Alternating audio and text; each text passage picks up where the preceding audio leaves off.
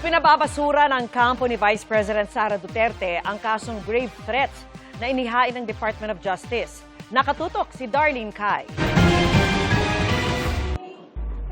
Nag-file ang kampo ni Vice President Sara Duterte ng motion to quash o pagbabasura sa isinampang kasong grave threats ng Department of Justice laban sa bise.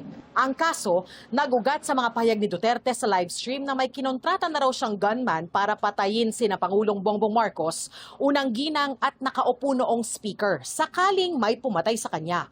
Ayon sa abogado ng bise, wala raw jurisdiksyon ng Quezon City Regional Trial Court sa kaso.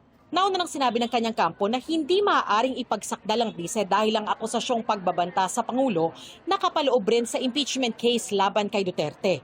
Kinontra ito ni Prosecutor General Richard Anthony Fadolion. Wala namang nagbabar na hindi siya pwedeng filean ng kaso. Yun ang pananaw ng Department of Justice. Binigyan ng korte ng 5 araw para magsumite ng komento sa motion to quash ni Duterte.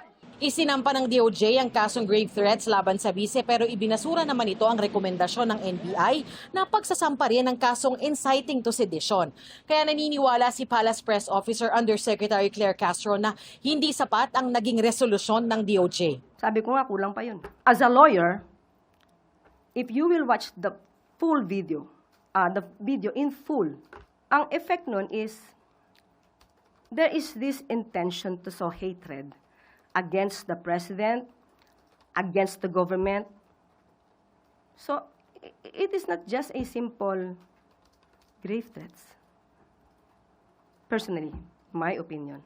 We had mentioned that it is not inciting to sedition, no?